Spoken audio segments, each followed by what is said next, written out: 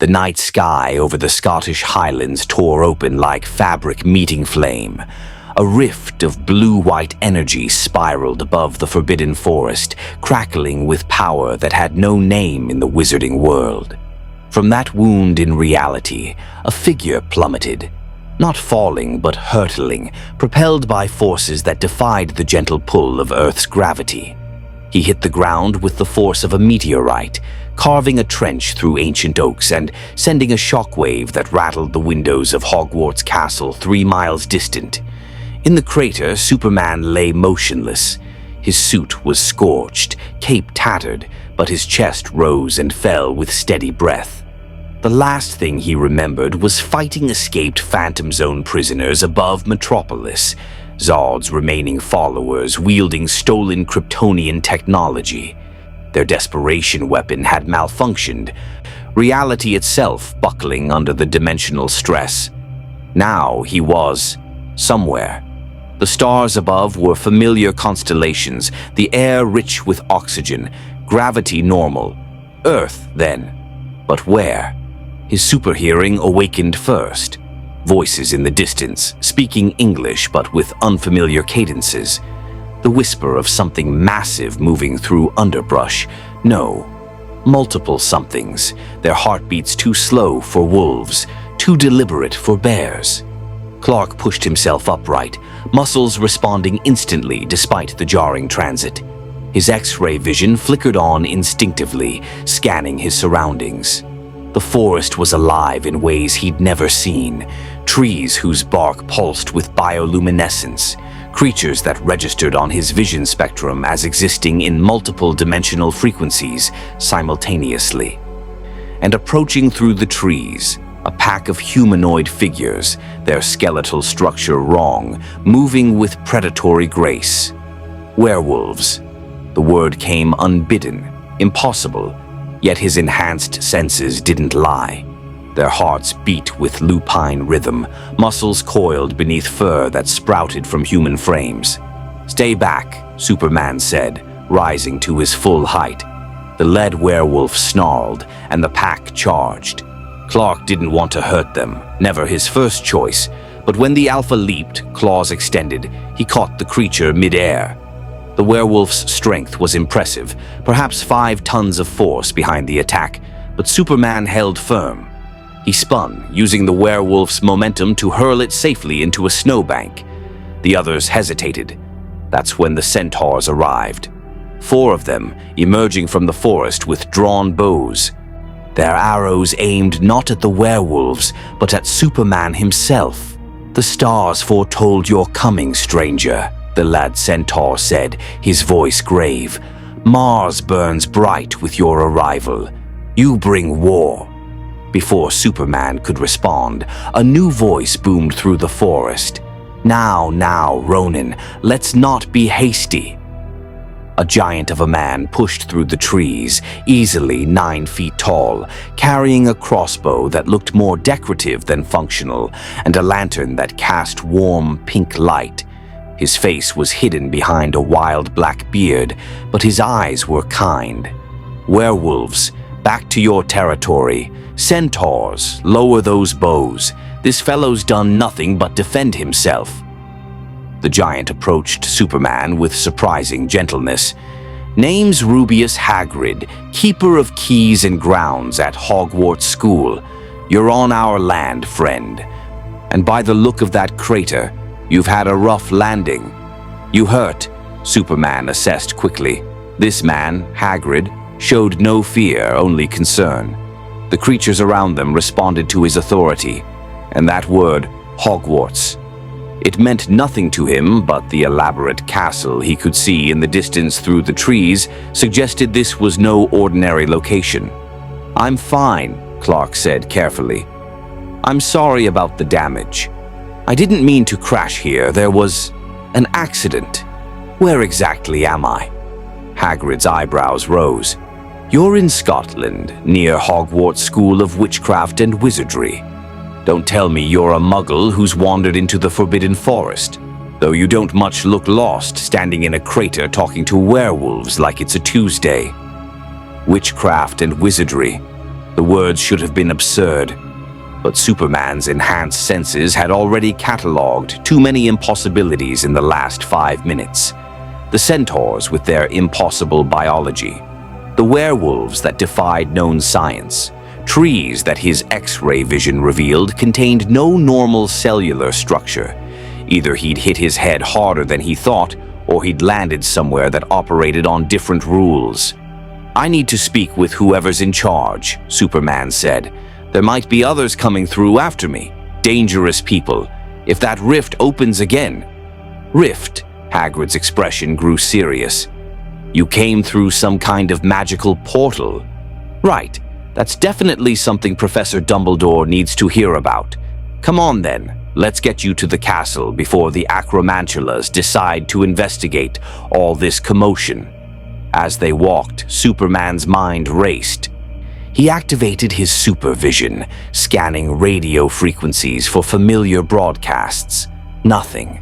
No cell towers, no satellite signals, no electronic infrastructure beyond the most primitive.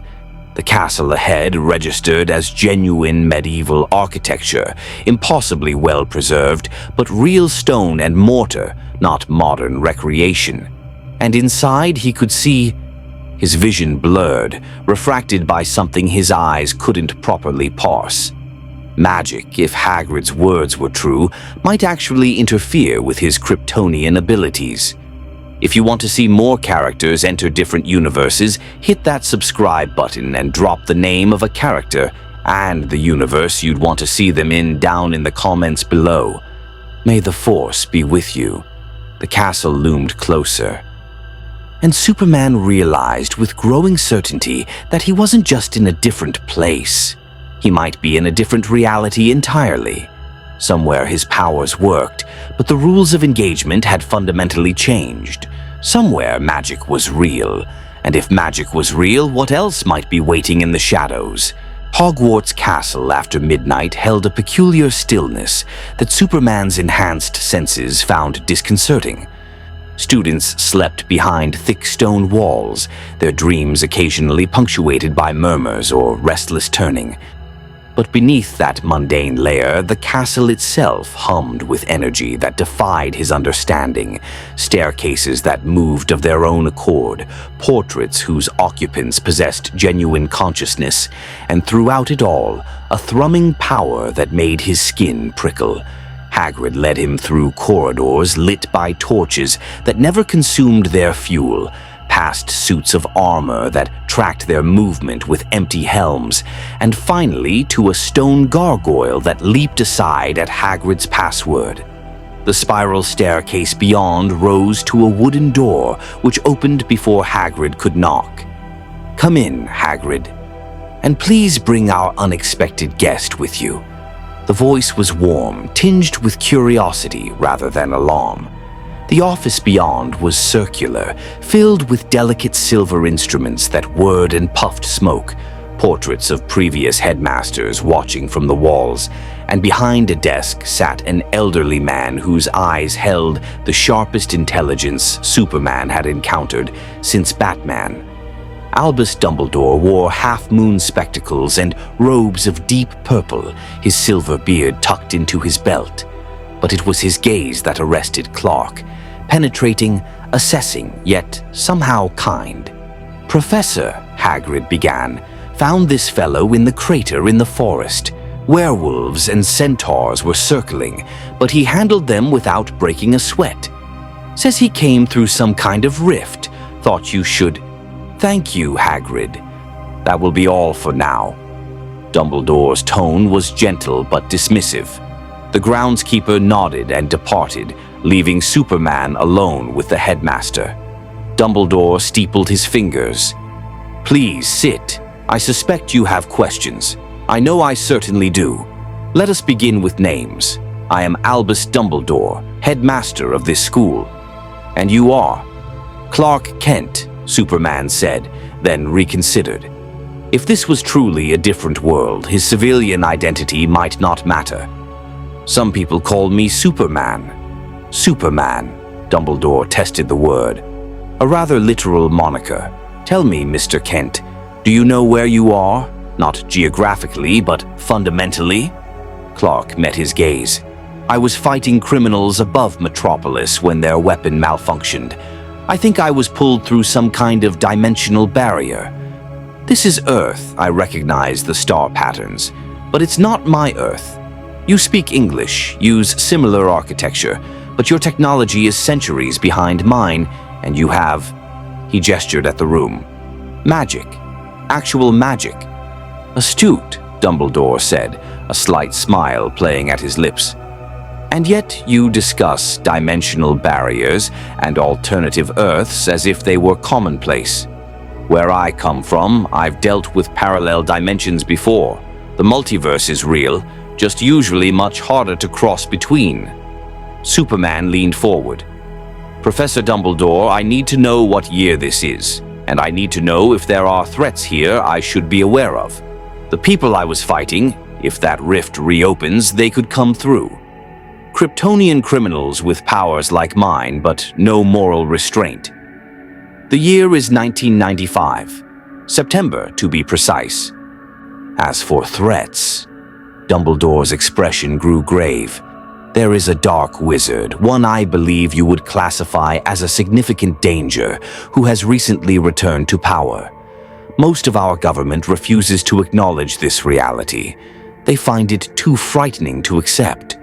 Superman's jaw tightened. He'd heard that story before, authorities denying obvious danger because confronting it was politically inconvenient. What's his name? Lord Voldemort, though most fear to speak it. He seeks immortality and magical supremacy, believes in the subjugation of non-magical humans, muggles we call them, and has followers willing to torture and kill in his name. 15 years ago, he nearly conquered our entire society before mysteriously losing his power. Now he has returned, but our Minister of Magic, Cornelius Fudge, publicly denies it to avoid panic. While people die in the shadows, Superman's voice was cold. He'd seen this pattern too many times. Lex Luthor had played similar games in Metropolis, manipulating public perception while advancing hidden agendas. How many has he killed since returning? One student directly, Cedric Diggory, at the end of last term. Others have died to Death Eaters, Voldemort's followers, who claim to act independently but clearly coordinate their attacks. The minister insists these are isolated incidents by rogue actors. Superman stood, pacing to the window, his X-ray vision automatically engaged, scanning the grounds. Students sleeping safely in their beds, unaware of the danger their government refused to acknowledge. It was unconscionable. You're the headmaster here. You're protecting these children while your government buries its head in the sand. I do what I can, Dumbledore said quietly. I have reformed the Order of the Phoenix, a secret organization dedicated to fighting Voldemort. We operate outside official channels because the ministry has been compromised by fear and corruption.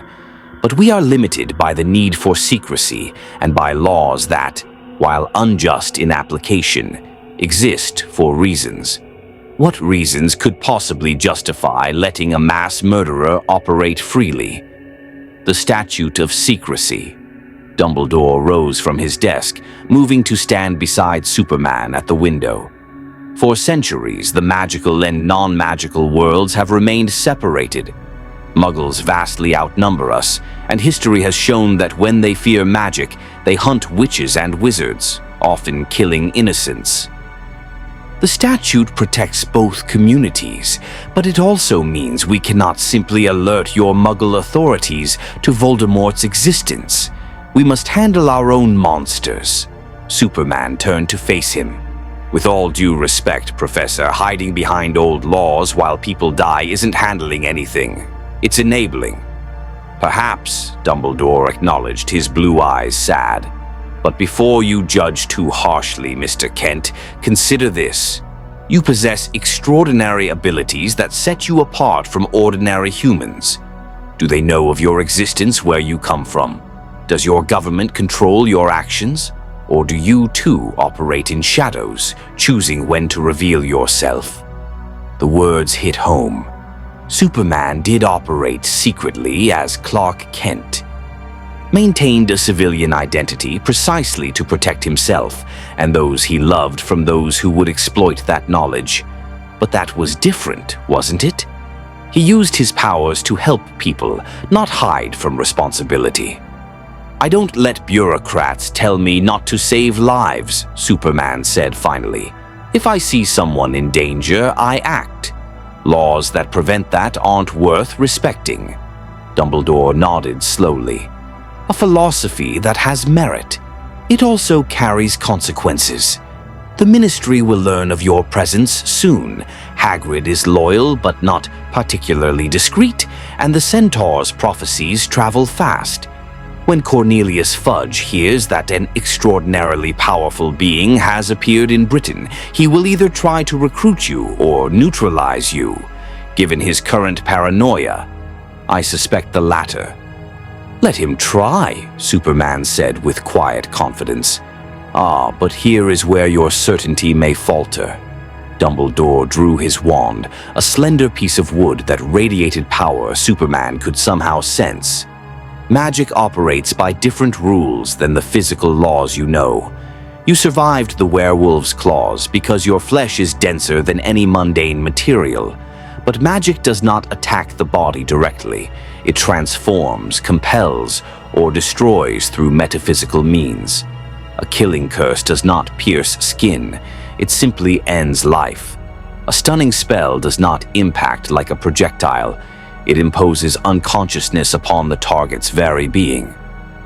Superman felt a chill of genuine uncertainty. "You're saying I'm vulnerable here. I am saying you may not be invincible here, which is a rather different experience for you, I suspect." Dumbledore returned to his desk. "Which brings us to the critical question. What do you intend to do now, Mr. Kent? You are stranded in an unfamiliar world, facing an enemy who wields power you do not fully understand, and governments that will view you as a threat rather than an ally. Will you hide, fight, attempt to return home?" Superman looked out at the sleeping castle, thinking of the students Dumbledore was trying to protect with insufficient resources and no government support. He thought of Harry Potter, the name Dumbledore had mentioned, the boy who'd witnessed Voldemort's return and been called a liar for his honesty. He thought of the people dying while politicians played games. "I'm going to help," Superman said. "That's what I do." Dumbledore smiled, though worry lingered in his eyes. "I rather thought you might say that. Then let us discuss how to keep you alive long enough to make a difference. The war that is coming will test us all, even you." Harry Potter was having the worst September of his life, which was saying something considering his 15 years had included sleeping in a cupboard under the stairs, being attacked by a basilisk, and watching Cedric Diggory die. But this year, Dolores Umbridge had transformed Hogwarts from sanctuary into prison. The toad-faced woman in her garish pink cardigans now controlled everything. Classes, clubs, even casual conversations. Her educational decrees plastered the walls like wanted posters, and her detentions involved carving words into your own flesh with cursed quills. Worse, nobody believed him about Voldemort. The Daily Prophet called him an attention-seeking liar. Students whispered behind his back. Even some of his friends looked at him with doubt. Only Ron and Hermione stood firmly beside him. But their support couldn't erase the isolation of being treated like a delusional child when you'd witnessed murder and resurrection. So when Hermione grabbed his arm in the corridor between Defense Against the Dark Arts and Potions, her eyes bright with excitement rather than anxiety for once, Harry felt a flicker of hope that something, anything, had changed. "Harry, you need to see this," she whispered urgently, pulling him toward an empty classroom. Ron followed, looking equally curious. "There's someone new in the castle, someone Dumbledore brought in late last night. The portraits are talking about nothing else."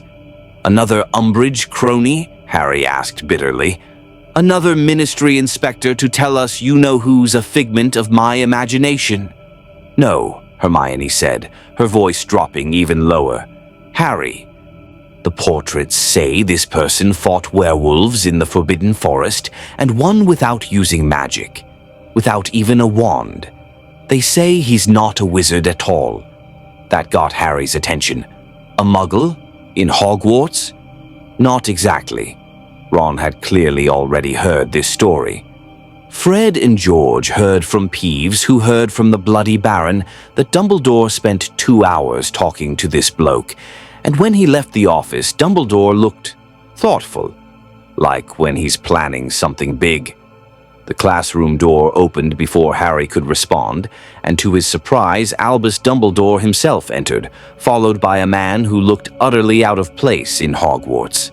He wore strange clothing, dark blue with a red cape of all things, and a symbol on his chest that looked like a stylized S inside a diamond.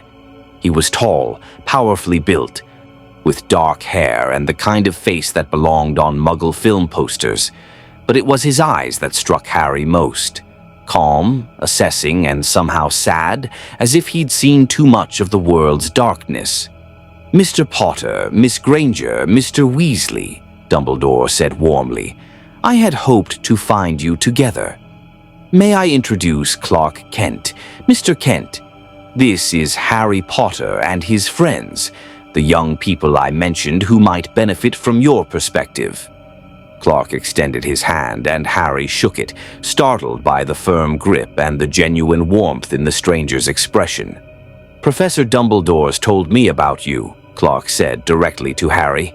"He said you watched someone die and then had the courage to tell the truth about it, even when no one wanted to believe you. That takes real strength." Harry felt something in his chest loosen, a tension he hadn't realized he'd been carrying. Someone believed him. A complete stranger, but he believed. You know about Voldemort?" "I know about powerful people in denial," Clark said. "I know about governments lying to avoid inconvenient truths, and I know about fighting when everyone tells you to stand down." He glanced at Dumbledore. "The professor and I have different views on how to handle that, but we agree on one thing. You deserve better than what you're getting. Mr. Kent has agreed to speak with you three about his own experiences with similar situations," Dumbledore explained. "Though I must ask that this conversation remain confidential. The Ministry does not yet know of Mr. Kent's presence, and when they learn of it, their reaction will be complicated." "Why?" Hermione asked, her analytical mind clearly working overtime. "Who are you, Mr. Kent? What are you?" Clark smiled slightly. "That's a complicated question. Short version, I'm from another world, a parallel Earth, and I ended up here by accident. Where I come from, I use my abilities to help people. Here, I'm trying to understand the rules before I make things worse." "Abilities?" Ron echoed. "What kind of abilities?" In response, Clark picked up a heavy wooden desk with one hand, lifted it as easily as if it were made of parchment, and set it down without a sound. Then, before any of them could react, he rose smoothly into the air, hovering 3 feet off the ground with no wand, no broom, no visible means of support. "I'm stronger than humans, faster, and I can fly. I have other abilities too. But those are the obvious ones." Harry's mouth fell open. Hermione looked like Christmas and her birthday had arrived simultaneously. Ron simply whispered, "Bloody hell." "You're not a wizard," Hermione said, her voice filled with wonder. "This isn't magic, not our magic. It's something else, something from your world." "Exactly," Clark said, settling back to the floor. "Which is why Professor Dumbledore asked me to talk to you. Harry, you're facing a situation where the people in power are denying reality because it's easier than facing it.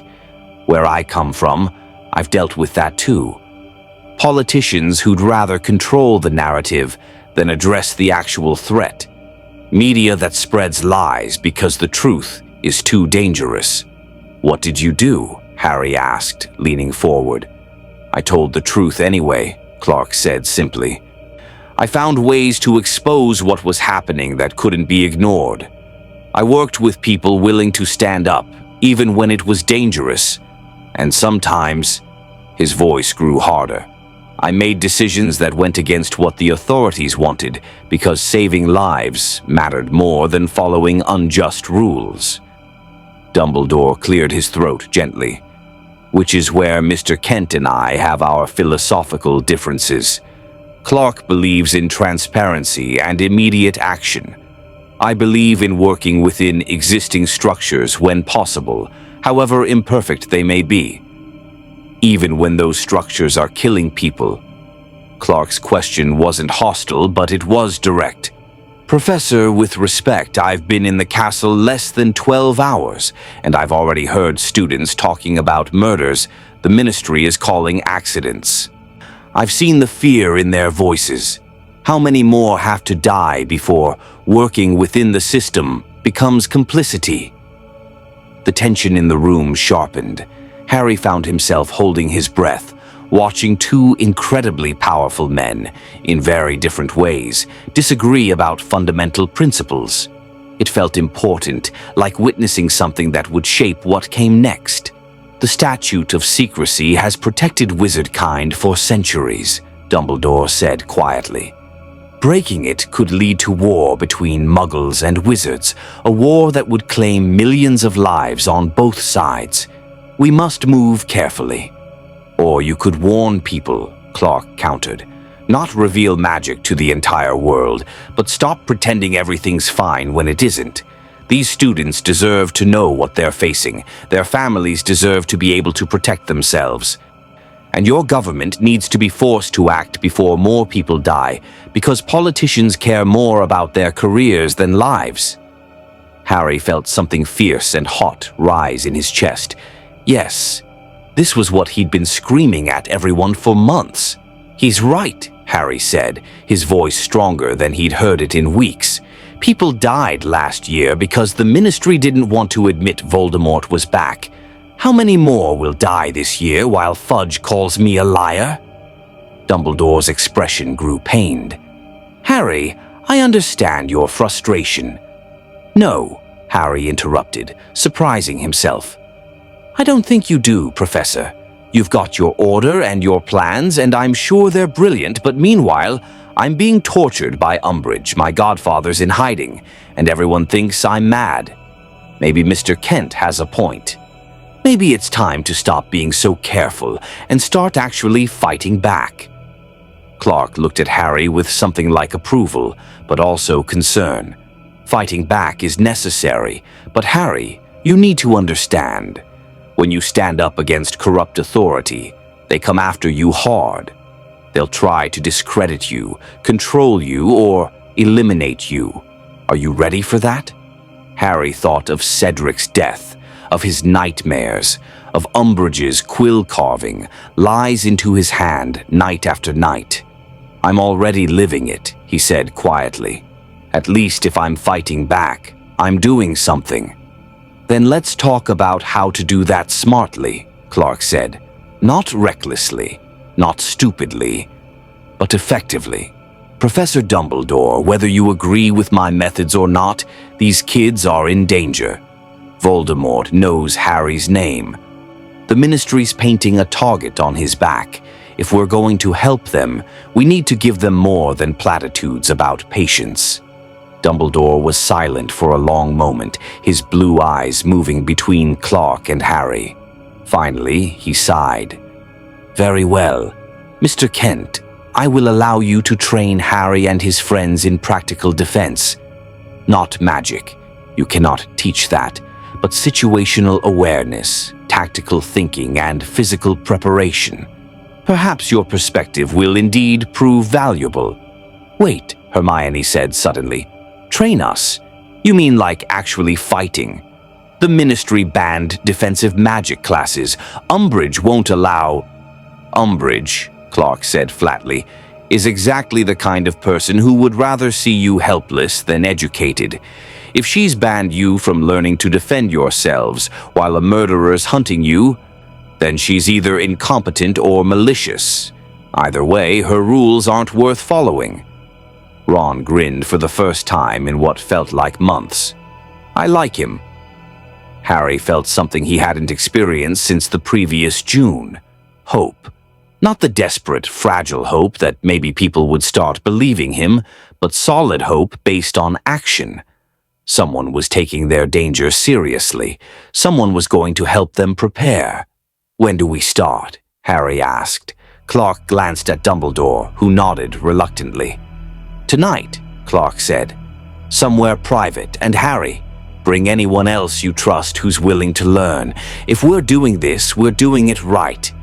No more sitting around waiting for adults to save you. Time to save yourselves." The Ministry of Magic occupied itself with many things that September, maintaining the fiction of Voldemort's non-existence, persecuting Harry Potter through carefully orchestrated media campaigns, and ensuring that Dolores Umbridge's authoritarian reforms at Hogwarts continued unimpeded. What the Ministry did not expect was a report from the Department of Mysteries that would upend Cornelius Fudge's carefully constructed reality. "Absolutely impossible," Fudge said, reading the parchment for the third time. His face had gone from pink to scarlet. "A dimensional breach, recorded energy signatures inconsistent with known magic. This is the sort of rubbish Dumbledore would invent to distract from the Potter boys' delusions." Across from him, Dolores Umbridge sat with her hands folded primly, a satisfied smile playing at her lips.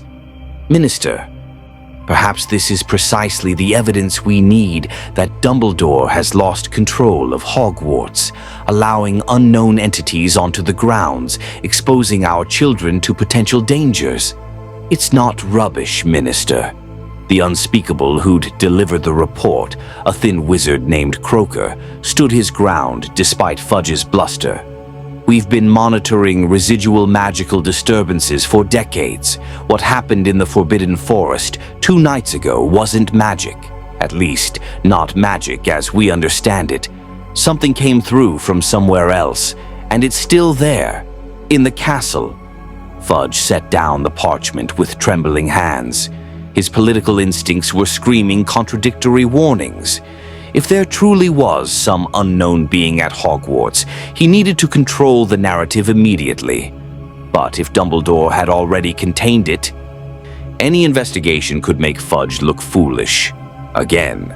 After the debacle with Sirius Black's escape and the continued insistence that you-know-who had returned, Fudge's approval ratings were dangerously low. "What exactly did the detection spells register?" Fudge asked carefully. "Force equivalent to several hundred tons of impact, concentrated in a single humanoid form. The forest's defensive wards didn't trigger because technically no hostile magic crossed them. Whatever this entity is, it's not dark. Our sensors would have detected dark magic signatures immediately. It's just unknown." Umbridge leaned forward, her voice syrupy sweet. "Then surely, Minister, we must investigate. For the children's safety, I shall return to Hogwarts immediately and conduct a thorough inspection. If Dumbledore is harboring some dangerous creature without proper ministry authorization, I'll go myself," Fudge said abruptly. The last thing he needed was Umbridge overreaching and provoking Dumbledore into open conflict. Not yet. Not until Fudge had enough leverage to remove the old man entirely. "Dolores, you'll continue your excellent work monitoring Potter. I'll handle Dumbledore personally." What Cornelius Fudge didn't realize as he flew to Hogsmeade was that Clark Kent had already left the castle grounds. Superman floated 500 feet above the Scottish countryside, using his enhanced vision to scan Britain's magical and non-magical infrastructure simultaneously. What he saw disturbed him deeply. The Muggle world, apparently what magical people called non-magical humans, continued its ordinary existence, completely unaware of the parallel society living in its shadows. London teemed with millions going about their lives, working, shopping, worrying about ordinary things like jobs and mortgages and what to watch on television. They had no idea that miles beneath their feet, wizards conducted business in a hidden district called Diagon Alley. No idea that castles like Hogwarts existed, made invisible by charms. No idea that people who could kill with a word and a wave of a stick walked among them. But what troubled Superman most was what he heard with his super hearing. Screams from a manor house in Wiltshire, Malfoy Manor according to Dumbledore's briefing, where Death Eaters tortured someone for information. Crying from a home in Little Whinging where a woman struck a house elf with a frying pan. Nervous whispers in the Ministry building where officials discussed handling the Potter problem with methods that sounded disturbingly like a conspiracy to silence a teenager. And in a shack somewhere on the coast, a man's voice, Sirius Black, Harry's godfather, transmitting messages by magical means that Superman's hearing could detect but not decode, coordinating resistance movements against his own government. This world was broken in ways that made Metropolis's corruption look simple by comparison. At least in his world, reporters could expose the truth. Here, the magical newspaper, the Daily Prophet, functioned as pure propaganda, printing whatever the Ministry wanted. At least in his world, there were legal channels, however imperfect. Here, the Ministry was hunting innocent people while actual murderers walked free because acknowledging them would require admitting mistakes. Superman descended near a small village, touching down in a farmer's field where his presence wouldn't alarm anyone. He needed to think. Dumbledore had made valid points about the Statute of Secrecy, about the historical persecution of wizards, about the need for caution. But every moment spent being cautious was a moment Voldemort and his followers could kill more people. How long did you wait before direct action became moral obligation? His communicator buzzed. No, wait. He didn't have his communicator. That was his super hearing detecting magical activity nearby. Clark spun, tracking the source. 3 figures apparating into the field, wands drawn, faces hidden behind silver masks. Death Eaters. They'd found him already. The Ministry wants you brought in for questioning, the lead Death Eater said, his voice cold. You're to come quietly, or we're authorized to use force. Superman almost laughed. The Ministry sent Death Eaters to arrest someone? That's not suspicious at all. The Ministry sent Aurors, a new voice said, and 5 more wizards appeared, these wearing official-looking robes with badges. These 3 are imposters who will be dealt with accordingly. The Death Eaters attacked both groups simultaneously, jets of green light that Superman instinctively dodged, his speed allowing him to blur out of the way. The killing curse, Dumbledore had called it. Unblockable, instant death. The Aurors responded with their own spells, and suddenly the field became a battlefield of crackling energy and shouted incantations. Superman moved. Not to attack, he still wasn't certain who the good guys were, or if there even were clear good guys, but to prevent casualties. He caught a Death Eater's curse on his chest, feeling it splash harmlessly against his invulnerable skin. The backlash of magical energy made his hair stand on end, but nothing more. Another curse, red light this time, hit him and he felt a sudden compulsion to sleep. His Kryptonian physiology fought it off, adrenaline surging to counteract the magical effect. He's immune, one of the Aurors shouted. Standard spells aren't working. A Death Eater laughed, cruel and high. Then let's try something more creative. He pointed his wand at a nearby farmhouse. Incendio Maxima! The building exploded into flames. Superman heard screams inside. A family, 3 people, trapped on the upper floor. He didn't think. He flew. In less than 2 seconds, he crashed through the burning wall, scooped up the terrified Muggles, a middle-aged couple and their teenage daughter, and deposited them safely in the field 200 yards away. The entire rescue took 5 seconds. When he returned to the fight, everyone had stopped. Aurors and Death Eaters alike stared at him with identical expressions of shock. Flying without a broom was rare magic, Dumbledore had explained. Doing it at that speed while carrying 3 people. Impossible. "What are you?" one of the Aurors whispered. "Someone who doesn't let innocence burn," Superman said. He turned to the Death Eaters. "You just tried to kill a family to distract me. That tells me everything I need to know about which side you're on." The Death Eaters disapparated instantly, abandoning the fight. The Aurors lowered their wands slowly, but their expressions remained wary.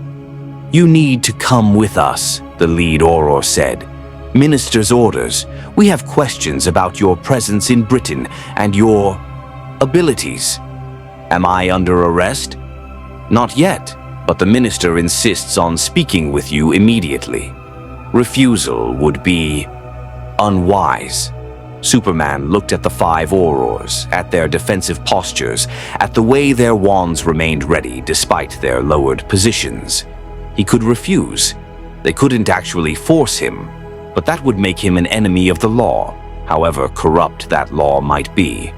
It would also prove whatever narrative Fudge wanted to spin about dangerous beings threatening wizarding society.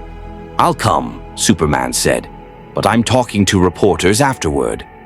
Your people deserve to know what's really happening." The lead Auror's expression flickered with something like sympathy. "The ministry controls the prophet. Whatever you say, they'll spin it their way." "Then I'll find a way around that," Superman said quietly. "I always do." As they apparated, an uncomfortable sensation that felt like being squeezed through a tube, Superman realized he'd just entered the exact situation Dumbledore had warned against. The ministry would try to control him, and when they couldn't, they'd try to eliminate him. But Superman hadn't survived facing Darkseid, Doomsday, and countless other threats by backing down from bullies. Cornelius Fudge wanted to meet him. Fine. Let's see how the minister handled someone who couldn't be intimidated, controlled, or killed. The war Dumbledore feared was coming had just accelerated, and Superman intended to make sure the right side won, even if he had to drag this corrupt government into doing the right thing by force. The Minister of Magic's office was exactly what Superman expected from a corrupt politician. Ostentatious without being impressive, filled with photographs of Fudge shaking hands with various important-looking wizards, and dominated by a massive desk that put physical distance between the minister and anyone who came seeking audience. Fudge himself wore lime green robes and a pinstriped cloak, his bowler hat perched on a stand beside him. 2 Aurors flanked the door, wands at the ready. "Mr. Kent," Fudge began, his tone attempting warmth but landing on condescension, "I must say your arrival has caused quite a stir. Dimensional breaches, unauthorized presence at Hogwarts, and now," he gestured at a parchment, "reports of you engaging in combat with both Death Eaters and Ministry officials simultaneously." "Your officials were fighting the Death Eaters," Superman corrected. "I was saving a family your Death Eater problem tried to murder." "There's a difference." Fudge's smile tightened. "Death Eaters. Mr. Kent, there are no Death Eaters. Lord Voldemort is dead and has been for 14 years. What you encountered were common criminals in masks who used the killing curse and tried to commit arson murder to create a distraction." Superman leaned forward. "Minister, I've been in your world less than 3 days, and even I can see you're lying. Dumbledore told me about Voldemort's return.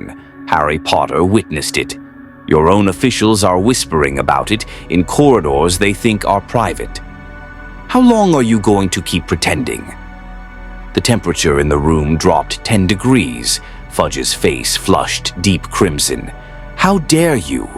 I am the Minister of Magic. I will not be lectured by some Muggle experiment gone wrong about matters of wizarding security. Muggle? Superman raised an eyebrow. Is that supposed to be an insult? Minister, where I come from, I've dealt with dictators, warlords, and corrupt politicians who thought they were untouchable. You're not special. You're just scared. So scared of losing power that you'd rather let people die than admit you were wrong about Voldemort being dead. One of the aurors shifted uncomfortably. Superman's enhanced hearing caught the man's elevated heart rate, the slight intake of breath. The auror believed him. That was useful.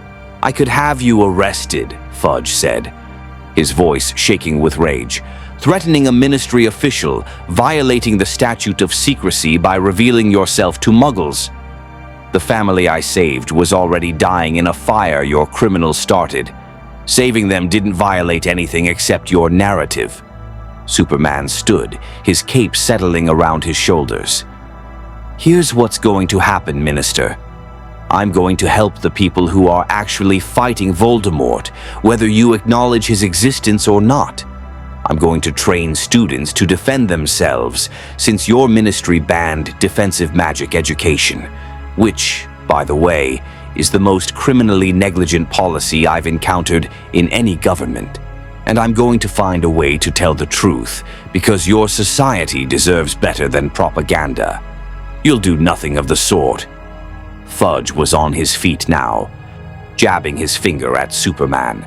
You are an unregistered magical being operating without ministry authorization.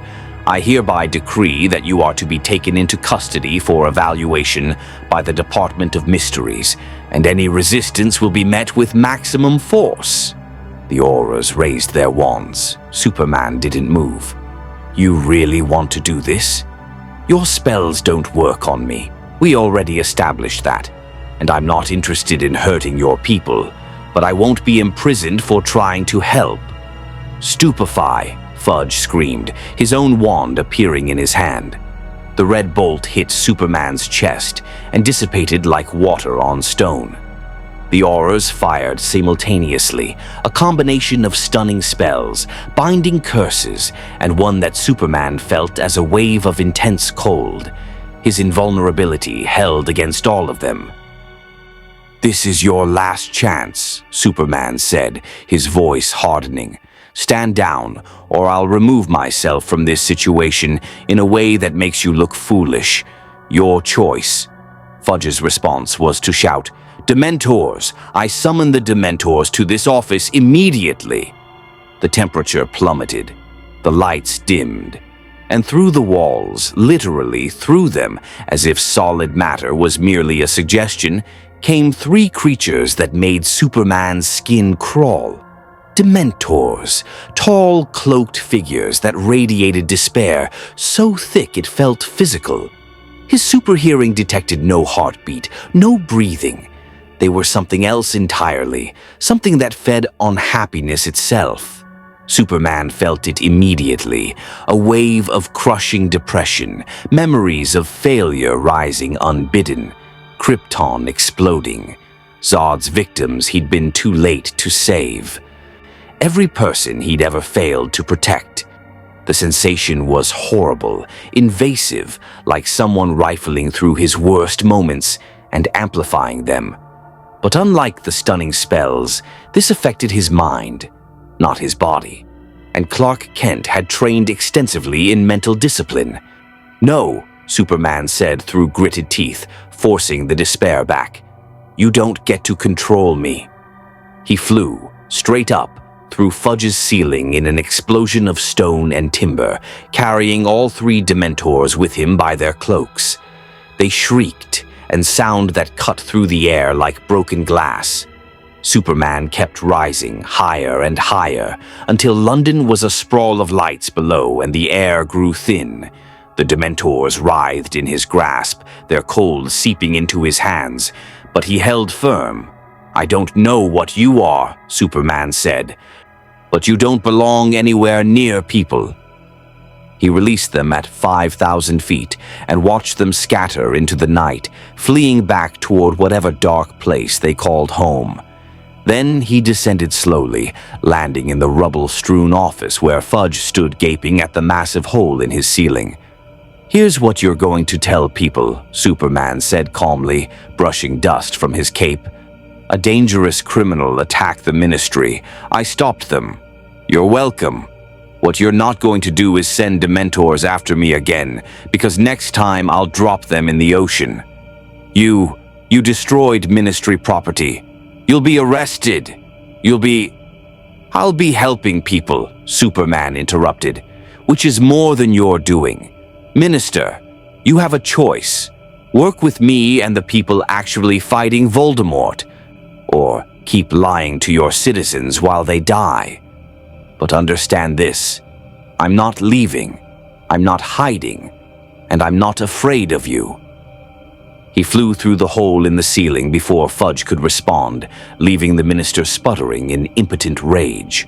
As Superman soared over London, he activated his super hearing, filtering through millions of conversations to find one specific voice. There, in Grimmauld Place, Sirius Black, talking with members of the Order of the Phoenix. Superman adjusted his trajectory and descended toward the hidden headquarters, ready to meet the people who were actually fighting this war. Fudge had made his choice. Now it was time to help those who'd made the right one. Number 12, Grimmauld Place materialized between numbers 11 and 13, only for those who knew it existed. A bit of magic that Superman's enhanced vision found fascinating and troubling in equal measure. He could see through most things, but the Fidalus charm created a blind spot in his perception, a hole in reality itself. Dumbledore had given him the secret earlier that day, the knowledge settling into his mind like a key turning in a lock. He knocked rather than simply entering. Manners mattered, even when dealing with revolutionaries. The door opened to reveal a thin, worn-looking man with shoulder-length brown hair and scars across his face. Remus Lupin, according to Dumbledore's briefing. Werewolf. Defense against the dark arts teacher during Harry's 3rd year. Member of the Order of the Phoenix and one of the few adults Harry truly trusted. "Mr. Kent," Lupin said, his voice carefully neutral. "Albus told us you might be coming, though he didn't mention you'd be arriving quite so dramatically. Half the Order just heard about your encounter with Fudge. You destroyed the minister's office ceiling." "He sent Dementors after me," Superman replied. "I responded proportionally." A bark of laughter came from deeper in the house. "I like him already." A large black dog bounded into the hallway, then shifted mid-stride into a man with matted dark hair and a face that might have been handsome before Azkaban had hollowed it out. Sirius Black grinned with fierce approval. "Anyone who terrifies Fudge is welcome in my book. Come in, come in. We're having a meeting." The interior of Grimmauld Place was as grim as its name suggested. Dark wallpaper, moth-eaten curtains, and a pervading smell of decay and dark magic. But the kitchen, where a dozen people sat around a scarred wooden table, held warmth despite the house's oppressive atmosphere. Superman recognized a few faces from Dumbledore's descriptions. Mad-Eye Moody, the grizzled Auror with a magical eye that spun independently, Kingsley Shacklebolt, tall and bald with an earring, Nymphadora Tonks, young and pink-haired, and Molly Weasley, whose maternal expression couldn't quite hide the steel underneath. "Everyone, this is Clark Kent," Dumbledore announced from the head of the table. "Also known as Superman in his world, he has agreed to assist the Order, though I must emphasize that his methods and philosophy differ considerably from our traditional approaches." "Traditional approaches aren't working," growled Moody, his magical eye fixed on Superman while his normal eye scanned the room. "Fudge is burying evidence. The Prophet's printing lies, and Death Eaters are operating openly while the Ministry pretends they're common thugs. If this bloke can help, I say we use him. Use him. Molly Weasley's voice rose. Alastair, we don't even know what he is. For all we know, he could be a ministry trap, or a dark creature, or... I'm a person, Superman said quietly, from another Earth. I have abilities that your magic gave me, but I'm not here to hurt anyone. I'm here because Voldemort needs to be stopped. And your government is actively preventing that from happening. How do we know you're telling the truth? Tonks asked, her hair shifting from pink to blue. No offense, but dimensional travelers aren't exactly common. How do we know you're not some elaborate polyjuice plot? Superman considered. These people had been betrayed before. Dumbledore had explained about Peter Pettigrew, about Death Eaters who infiltrated their ranks. Trust was a commodity they couldn't afford to waste. I can prove I'm not from your world, he said, but it'll require trust on your part. May I? At Dumbledore's nod, Superman lifted smoothly into the air, hovering above the table. Then he extended his hand and, focusing his heat vision carefully, melted a small portion of the stone wall, not destroying it, just heating it to glowing red before cooling it back to solid. Your magic requires wands, words, and training. My abilities are innate, biological. I don't register on your magical sensors because I'm not using magic. I'm using biology that evolved under a different sun. The room fell silent. Finally, Sirius spoke, his voice thoughtful. Albus, you've verified he's not being controlled? Not under Imperio or any other compulsion? I have examined him thoroughly, Dumbledore confirmed. Mr. Kent is precisely what he claims to be.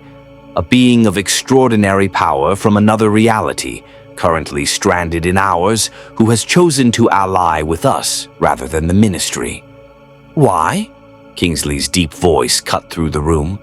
No offense, Mr. Kent, but what's your stake in our war?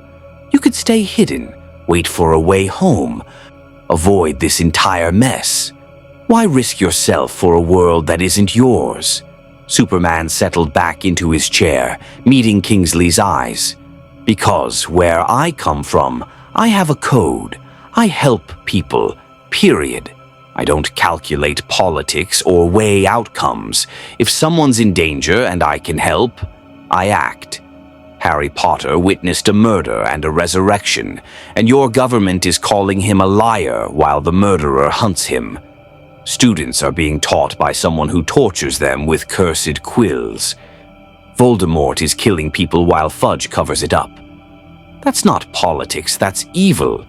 And I don't ignore evil just because it's inconvenient. Molly's expression softened slightly. You've met Harry?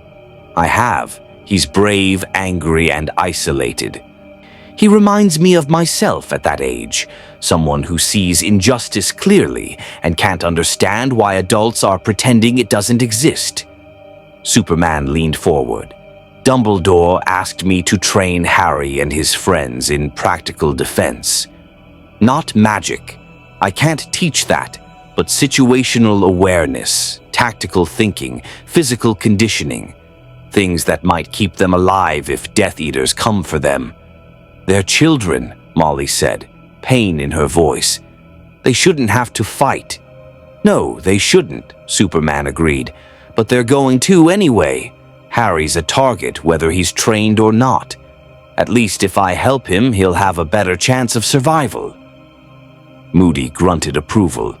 The boy's got the right idea. Potter's in the middle of this whether we like it or not. Better he's prepared than caught flat-footed when the Death Eaters come calling. There's another issue, Dumbledore said, his tone grave. Mr. Kent's confrontation with Cornelius has created a situation. By tomorrow morning, the Prophet will be running stories about a dangerous creature attacking the Ministry. Fudge will declare him a threat to Wizarding Society and issue warrants for his capture. The Ministry will hunt him. Let them try, Superman said. They can't catch me and they can't hurt me. Their Dementors are terrifying, but I can resist them. Their spells bounce off me. What are they going to do, write strongly worded articles? They'll come after anyone associated with you, Lupin said quietly. Harry, for instance. If the Ministry believes you're training him, they'll use that as evidence that Dumbledore is forming a private army. They'll escalate their persecution of Harry, possibly expel him from Hogwarts, maybe even imprison him under false charges. Superman's jaw tightened.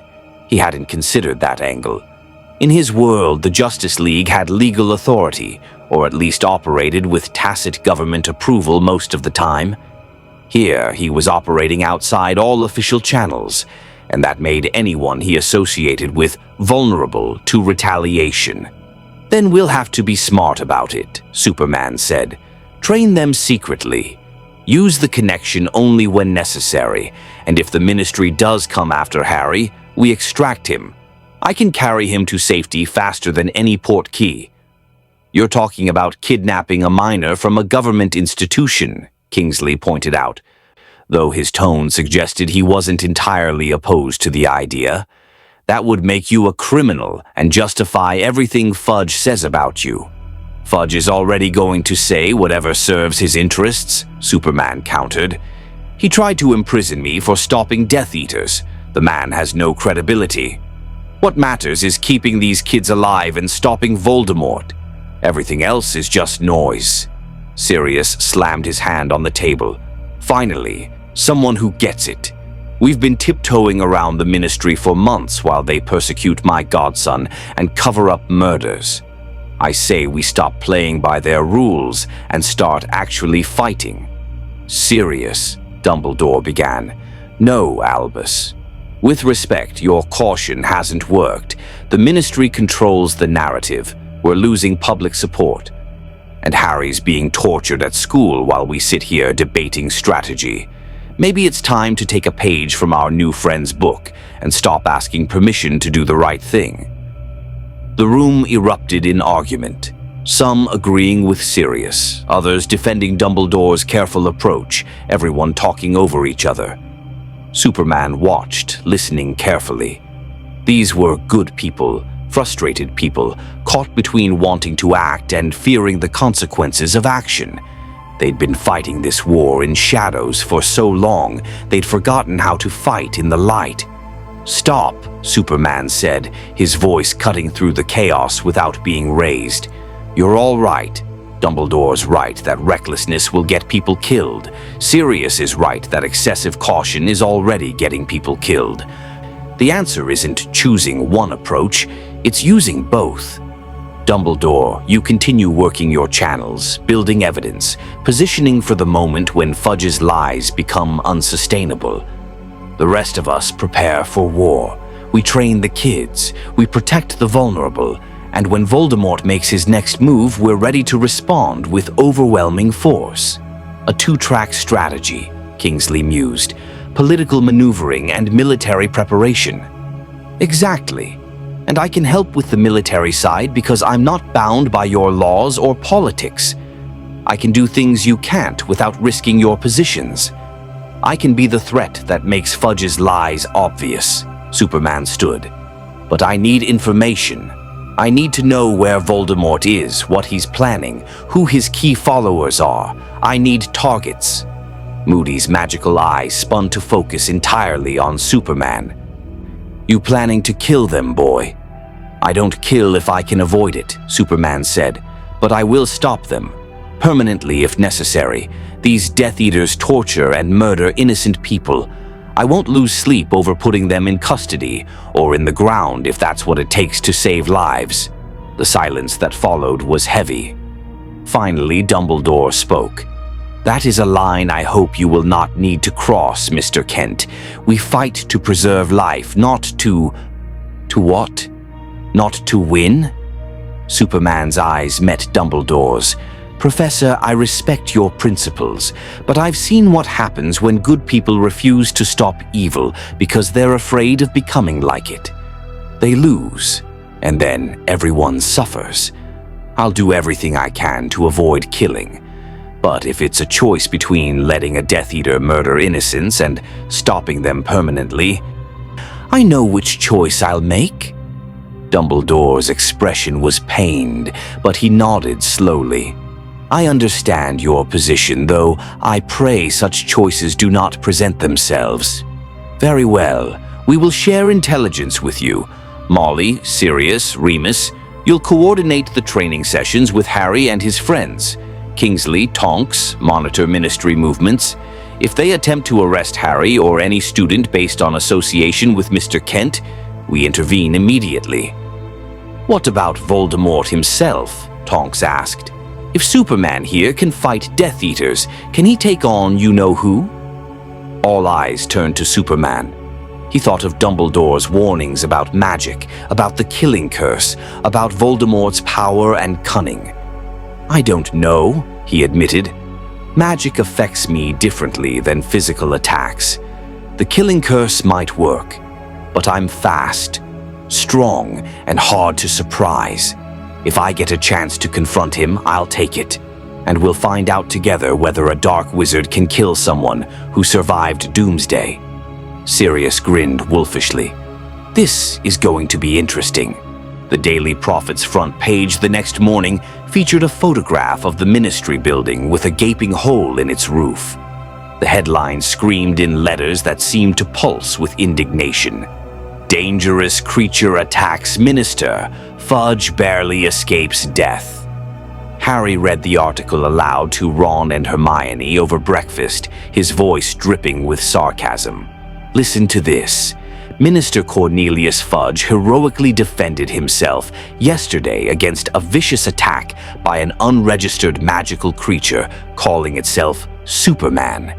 The creature, which Dumbledore has been harboring at Hogwarts in direct violation of ministry regulations, demonstrated terrifying strength and violence, destroying the minister's office and assaulting brave Aurors who attempted to subdue it.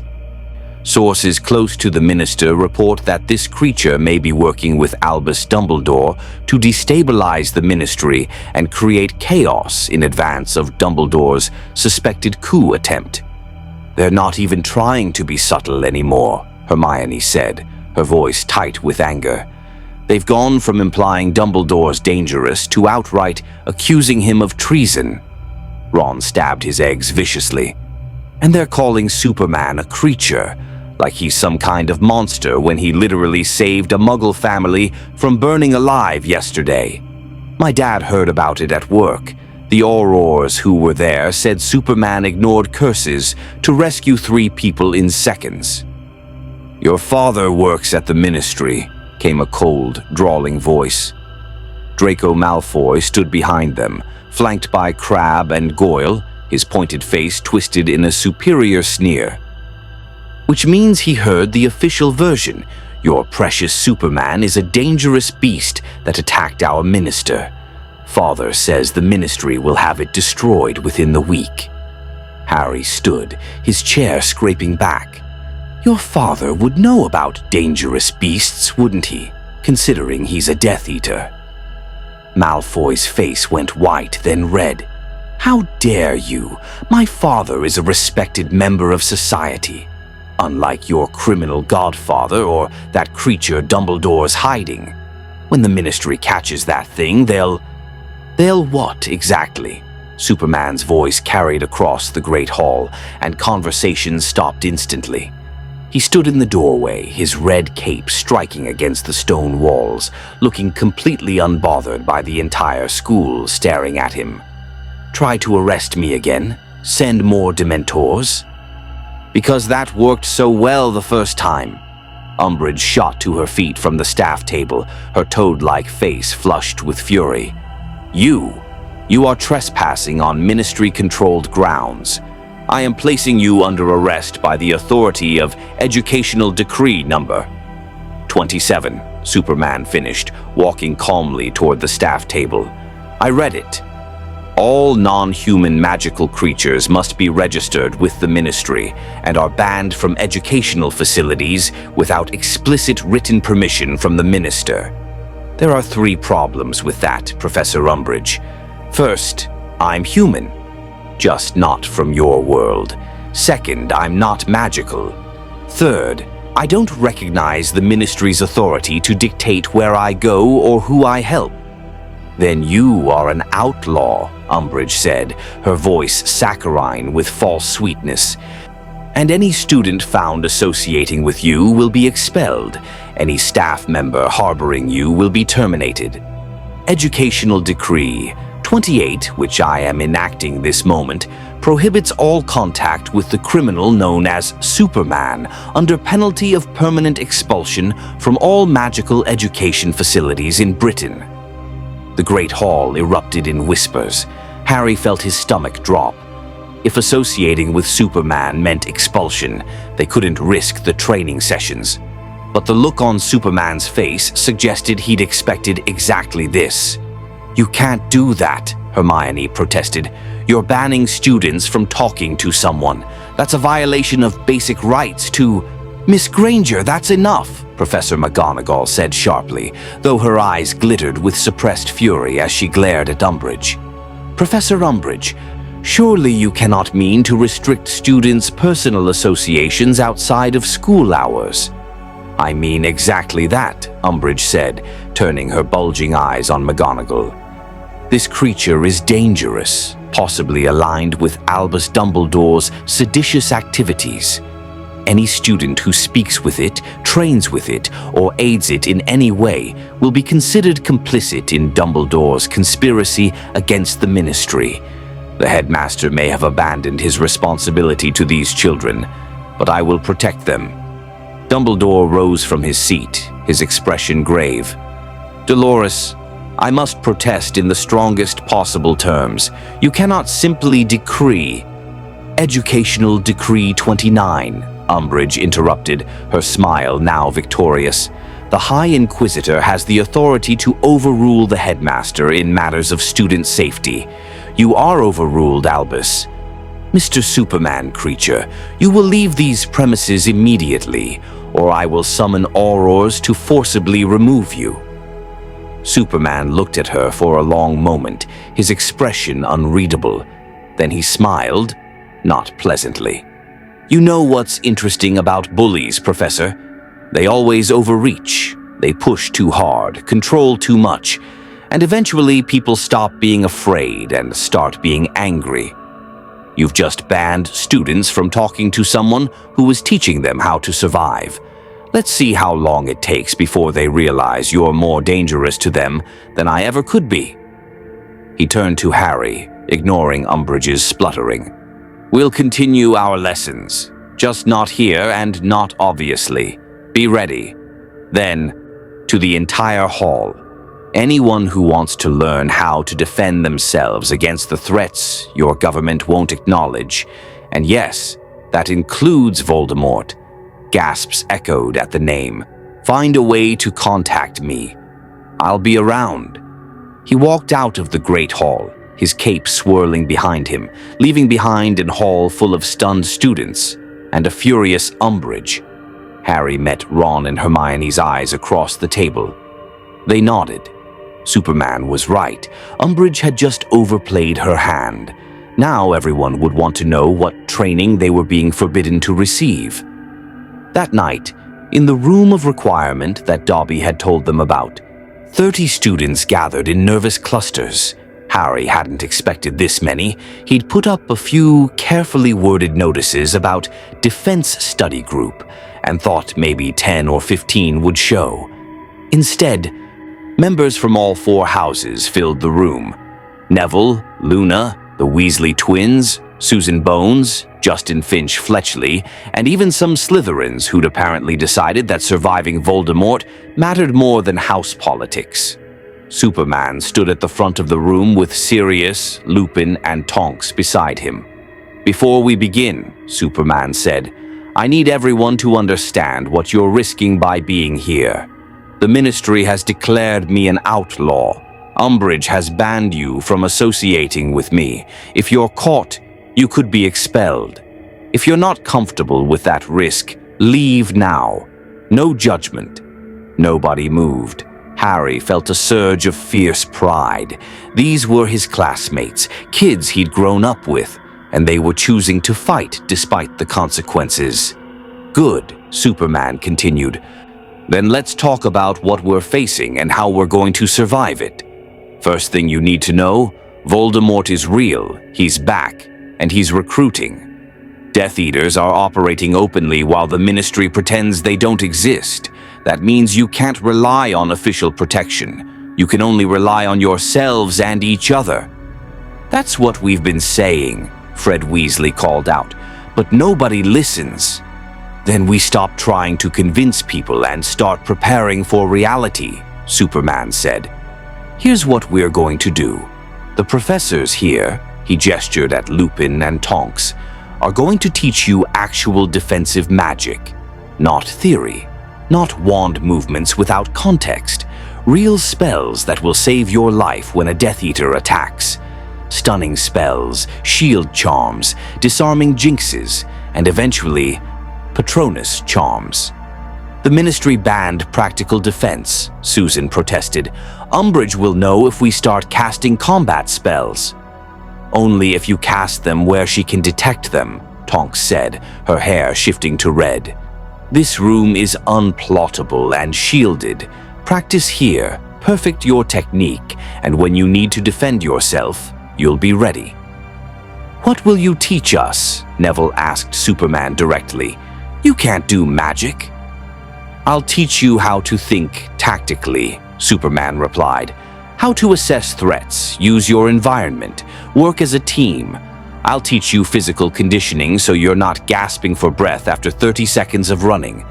I'll teach you that magic isn't your only tool. Sometimes the best defense is recognizing danger before it's on top of you. And I'll teach you that being afraid is okay. But letting fear paralyze you is deadly. He moved to the center of the room. Voldemort wants you terrified. He wants you isolated, distrustful, broken. Every time you let fear control you, he wins. Every time you hide instead of preparing, he gets stronger. So we're going to do the opposite. We're going to train until you're confident. We're going to build a community until you're never alone. And when Death Eaters come, because they will come, you're going to stand together and fight. But we're just students, a Hufflepuff second year said, her voice small. How can we fight Death Eaters? They're adults, trained wizards. So was Harry last year, Superman said, pointing at him. And he faced Voldemort and survived, not because he was more powerful, but because he refused to give up. That's what I'm going to teach you, how to refuse to give up, even when the situation looks hopeless. How to find advantages where none seem to exist. How to be the person who stands when everyone else falls. Harry felt something ignite in his chest, the same fierce determination he'd felt in the graveyard, the same refusal to quit that had kept him alive through every nightmare of his life. This was what he'd needed.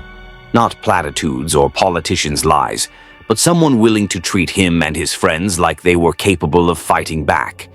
One more thing, Superman added. Some of you probably have family working for the Ministry, or parents who believe the prophet. You'll be tempted to tell them what we're doing here. Don't. Not because I don't trust your family, but because the more people who know, the more likely Umbridge finds out. We keep this secret. We protect each other. Agreed? A chorus of agreement filled the room. Hermione stepped forward with a piece of parchment. I've created a contract. Anyone who wants to be part of this signs it. If anyone betrays the group, let's just say they'll regret it. It's a binding magical oath. One by one, students signed. Harry watched his signature appear on the parchment. Harry Potter, Dumbledore's army, and felt the weight of responsibility settle on his shoulders. They just formed an actual resistance against the Ministry, against Umbridge, against Voldemort himself. Superman caught his eye and nodded slightly. Harry nodded back. Whatever came next, they'd face it together. Voldemort's return to power had been methodical. Unlike his first rise, driven by rage and ambition, his second coming was calculated. He'd learned patience during his years as vapor and spirit. Now, from the drawing room of Malfoy Manor, he orchestrated a campaign of terror designed to destabilize Fudge's government, while remaining just subtle enough to allow the minister's denials to continue. But tonight's meeting of the Death Eaters had a new purpose. On the table before the Dark Lord lay a copy of the Daily Prophet, the photograph of the damaged ministry building catching firelight from the skull-shaped candelabras. "Tell me, Lucius," Voldemort's high, cold voice sent shivers through every Death Eater present. "What do we know of this Superman?" Lucius Malfoy, white blonde hair pulled back, stepped forward with practiced deference. "Very little, my lord. The ministry's official position is that it's an unregistered creature, possibly created by Dumbledore, but our sources within the Department of Mysteries report something more unusual. Dimensional breach signatures, energy readings unlike any known magic." "Dimensional breach," Voldemort's red eyes gleamed. "Like the veil in the Department of Mysteries." "Similar but different. This appears to be accidental rather than intentional traversal. The creature, or being, claims to be from another world entirely." Bellatrix Lestrange leaned forward eagerly, her dark eyes manic. "Let me hunt it, my lord. Let me prove your power by destroying this thing that dares." "Silence, Bella." Voldemort's words cracked like a whip. "You will do nothing without my command. This Superman interests me. A being that resists Imperio, that shrugs off stunning spells, that can fly without a broom and lift weights no human wizard could manage. Such power could be useful." "You wish to recruit it, Master?" Antonin Dolohov asked, his scarred face skeptical. "I wish to understand it," Voldemort corrected. "Power like that doesn't emerge from nowhere. If this being comes from another world, what magic brought it here? Can that magic be replicated, controlled? Imagine, my faithful servants, if we could pull warriors from other dimensions, bind them to our service. The ministry would fall in days. The Muggles would have no defense." The Death Eaters murmured excitedly. Voldemort raised one pale hand for silence. "Severus, you have infiltrated Dumbledore's order. What do they say of this Superman?" From the shadows, Severus Snape stepped forward, his black robes melting into the darkness. "Dumbledore has allied with him, my lord. The being has been training Potter and his friends in Muggle fighting techniques. The old fool believes Superman will be an asset in the coming conflict." "And what is your assessment?" Snape's expression remained carefully neutral. "The being is powerful but naive. It operates under a moral code that prevents it from killing, even when tactically sound. It trusts Dumbledore's judgment, despite obvious strategic flaws. It believes exposure and truth will defeat you, as if you were a mere politician rather than the greatest wizard alive. In short, my lord, it is dangerous but manageable." Voldemort's lipless mouth curved into something approximating a smile. "Then we shall test it. Bella, Dolohov, Rookwood, you will arrange an ambush. Not to kill, but to capture. I want this Superman brought to me alive. We will learn what makes it resistant to magic, and then we will either break it to my service or learn to replicate its power." "And if it resists, Master?" Bellatrix asked, practically vibrating with anticipation. "Then you may play with it, within limits. I want it functional enough to answer questions." Voldemort stood, his serpent-like face catching the candlelight. "But there is another matter. The Potter boy, Severus. You report he is forming some kind of student defense organization." "Dumbledore's army, they call themselves," Snape confirmed. "Training in secret, learning combat magic that Umbridge has banned. The Weasley girl carries an enchanted coin that allows them to communicate meeting times. I estimate 30 to 40 students are involved." "Let them train," Voldemort said dismissively. "Children playing at war. When the time comes, their amateur spell work will crumble before true Death Eaters. But I want the list of names. When we finally strike Hogwarts, I want to know which students are foolish enough to believe they can fight us. They'll serve as examples." "There is one more thing, my lord," Lucius interjected carefully.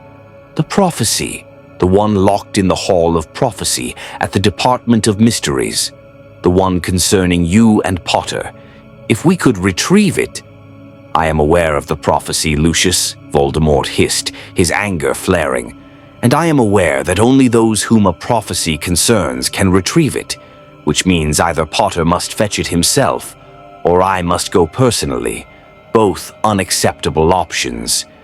We need another approach. What if we force Potter to retrieve it?" Bellatrix suggested. "Lure him to the department, threaten someone he loves, make him think he's rescuing them. Once he has the prophecy in hand, we take it from him." Voldemort considered this. Intriguing. But Potter is not so easily manipulated. He has Dumbledore's protection, the Order watching him. We would need to isolate him completely, make him desperate enough to act without consulting his protectors. "The Black House," Snape said quietly. "Potter is fixated on his godfather. If he believed Sirius was in danger, captured by Death Eaters and held at the Ministry, he would attempt a rescue. He's impulsive, emotional. He wouldn't stop to verify the information if he thought his last family member was being tortured."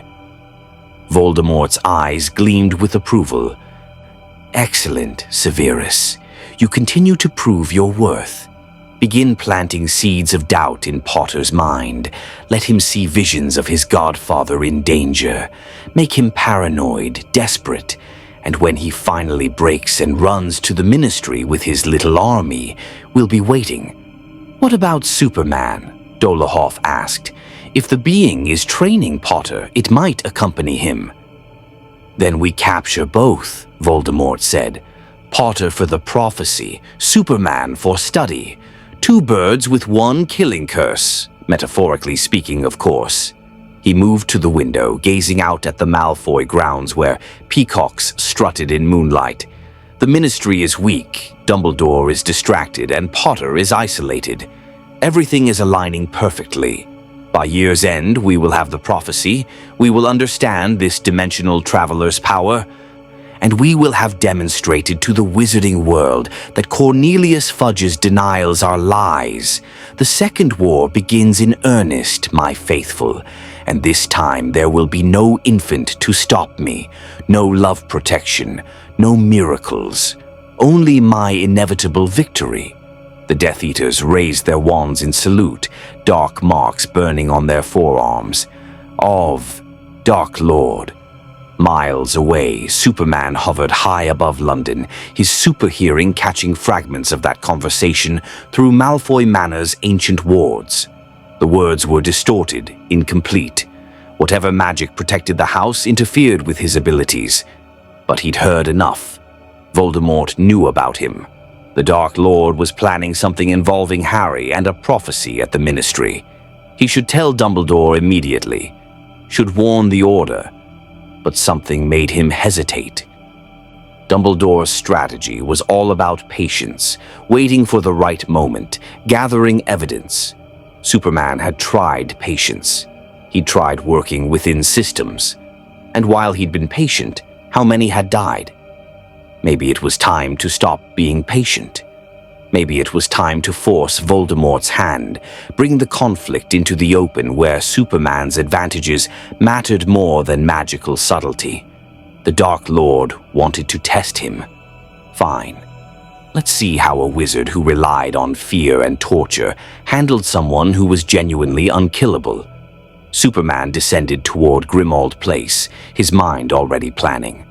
Not reckless assault that would get people killed, but calculated pressure, strategic interventions, force Voldemort to reveal himself fighting Superman, make it impossible for Fudge to keep denying the truth.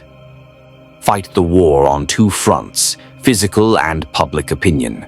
As he landed on the roof of number 12, Superman made a decision. He'd train the kids, protect them, prepare them, but he wouldn't wait for Voldemort to strike first. It was time to go on the offensive. The war was about to change, and the Dark Lord had no idea what was coming. The trap was elegant in its simplicity. Voldemort had spent weeks planting false visions in Harry's mind through their connection. Images of Sirius, tortured in the Department of Mysteries, screaming for help, begging Harry to save him. Harry had resisted at first, tried to verify through proper channels, but the visions grew more intense, more desperate. Finally, on a June evening when Umbridge had all the teachers occupied with fabricated emergencies, Harry broke. He'd assembled Dumbledore's army, not all 30 members, but the core fighters: Ron, Hermione, Neville, Luna, and Ginny. They'd planned to use the Flu network in Umbridge's office to confirm Sirius's location at Grimmauld Place. But Umbridge had been waiting, had caught them, had threatened Hermione with torture using Veritaserum and worse. That's when Superman arrived. He came through the wall, literally through it, stone exploding inward in a shower of dust and debris. Umbridge's scream of rage cut off abruptly as Superman's hand closed around her wand, snapping it like a twig. "You were going to torture a student," Superman said, his voice colder than Harry had ever heard it. "You're done." "You have no authority here," Umbridge shrieked, her toad-like face purple with fury. "I am the High Inquisitor. You are an illegal creature." Superman picked her up by the back of her pink cardigan and deposited her in her own office chair, which he then wrapped with the metal frame of her desk, bending it around her like a cage. "You're going to sit there quietly while I save these kids from your incompetence. If you move, I'll carry you to the Ministry and drop you on Fudge's desk." "Clear." He turned to Harry before Umbridge could respond. "Sirius isn't at the Department of Mysteries. I checked 10 minutes ago using X-ray vision through half of London. He's at Grimmauld Place, safe. This is a trap, Harry. Voldemort's been feeding you false visions to lure you out." Harry felt the world tilt. "But I saw the connection. He was screaming." "Voldemort can manipulate that connection," Superman said, gripping Harry's shoulder. "Dumbledore warned me about it. The Dark Lord has been playing you for weeks. If you go to the Ministry now, Death Eaters will be waiting." "Then we don't go," Hermione said quickly, relief flooding her face. "We stay here. We alert the Order. We—" "No," Harry interrupted, his voice hard. "We go anyway." Everyone stared at him. Ron spoke first. "Mate, you heard him. It's a trap. Sirius is safe. Why would we—" "Because Voldemort will try again," Harry said, the pieces clicking together in his mind. "He'll keep sending visions, keep manipulating me until I break.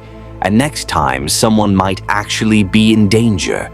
But if we go now, knowing it's a trap, with Superman helping us, we can turn it around. We can capture Death Eaters, prove they're operating openly, force Fudge to acknowledge the truth." Superman's eyes narrowed, assessing. "You want to spring the trap deliberately?" "With you there, we have a chance," Harry argued. "You said it yourself. We need to stop being reactive and start fighting back. Voldemort thinks he's got me dancing on strings. Let's show him he's wrong." "Harry, that's insane," Hermione protested. "We're talking about facing trained Death Eaters in the Department of Mysteries." "Where there are prophecies Voldemort wants," Superman finished, his expression thoughtful. "Harry, is there a specific prophecy he's after?" Harry hesitated, then nodded. "Dumbledore told me last year. There's a prophecy about me and Voldemort. Only we can retrieve it. That's why he's trying to lure me there. He needs me to grab it so he can take it." "Then we don't touch the prophecy," Superman said. "We let the Death Eaters reveal themselves. We capture as many as possible, and we make sure witnesses see it. Ministry workers, maybe even reporters. We force this into the open." He looked at each student. "But I need you all to understand, this will be dangerous. These are killers. If you come, you follow my orders exactly.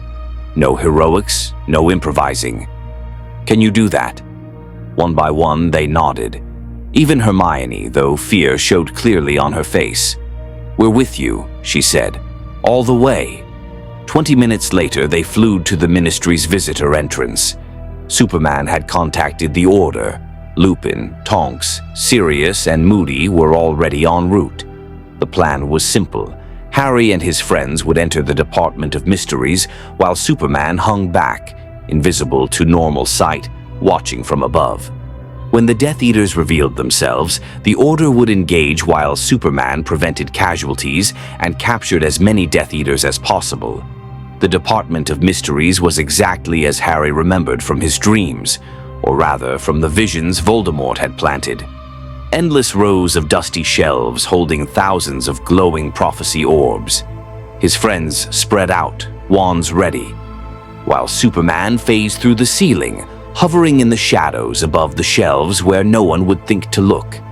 "There," Harry said, pointing to a shelf where a prophecy orb glowed with his and Voldemort's names inscribed on the label. "That's the one he wants." "Don't touch it," Superman's voice came through a small communication device he'd fashioned from Ministry technology. "Just wait. They'll show themselves." They didn't have to wait long. From the shadows between the shelves, 12 figures emerged, black robes swirling, silver masks gleaming. Death Eaters. Bellatrix Lestrange led them, her manic laughter echoing through the chamber. "Well, well, well, little baby Potter and his friends. Come to play with the adults. How precious." "Where's Sirius?" Harry demanded, wand raised, playing his part. "Sirius? Oh, you mean the blood traitor. He's perfectly safe, rotting in that hovel he calls home. Did you really think the Dark Lord had him?" Bellatrix cackled. "Such a stupid boy. Now be a good little hero and fetch us that prophecy. We can't touch it, you see. Only you can. And if you don't," she pointed her wand at Ginny, "your friends start dying." "Now," Superman said through the communicator. Everything happened at once. The Order burst through the doors, Lupin, Sirius, Moody, and Tonks, wands blazing with combat spells. Superman dropped from above, moving faster than the Death Eaters could track, disarming 3 of them before they could react. His heat vision melted their wands to slag, his super speed allowing him to yank the masks from their faces before they could disapparate. "No, you don't," Superman said, catching Bellatrix by the arm as she tried to vanish. "You're staying right here." The battle was chaos. Spells ricocheted off shelves, shattering prophecy orbs in explosions of mist and echoing voices. Death Eaters fought viciously, using killing curses and cruciatus without hesitation. But they were designed to fight other wizards, opponents who could be killed or controlled with magic. Superman was neither. He moved through the fight like a force of nature, catching curses on his invulnerable body, using his speed to position himself between Death Eaters and students. When Antonin Dolohov fired a purple curse at Hermione, Superman intercepted it, the magic washing over him harmlessly. When Rookwood aimed for Ron's back, Superman's heat vision destroyed his wand before the spell could form. But magic found ways to hurt even Superman. A Death Eater he didn't recognize cast something that felt like liquid fire in his veins, not damaging his invulnerable flesh, but attacking something deeper, more fundamental. He stumbled, and in that moment of weakness, Bellatrix broke free.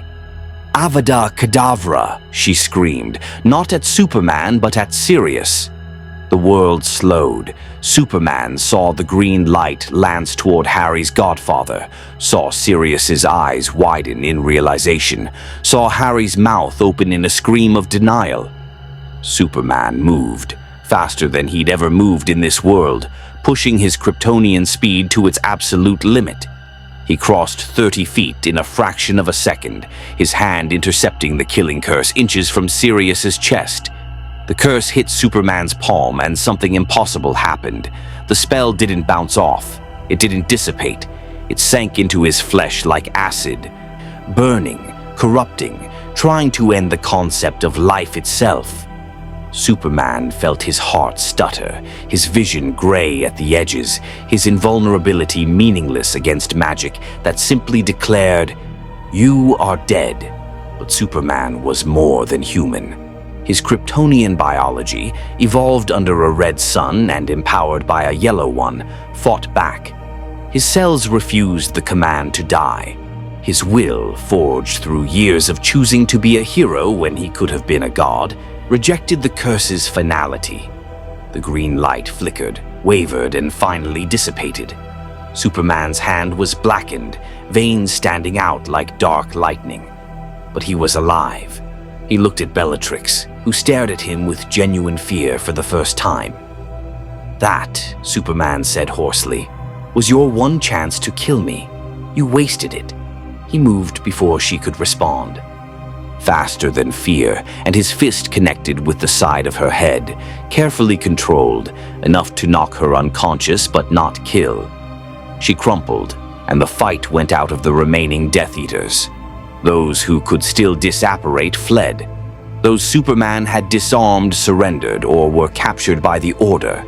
When the Aurors arrived 5 minutes later, real Aurors, not ministry puppets, they found 12 Death Eaters unmasked and bound, with 24 witnesses, including Harry Potter, members of the Order of the Phoenix, and Superman himself, who held his blackened hand carefully and told the lead Auror exactly what had happened.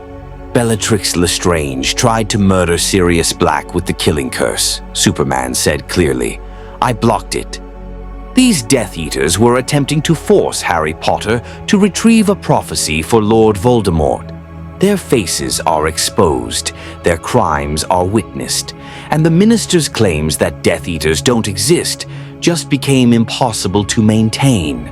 The Auror, Dawlish, according to his badge, looked at the captured Death Eaters, at the witnesses, at Superman's injured hand still smoking with residual curse energy. His face was pale.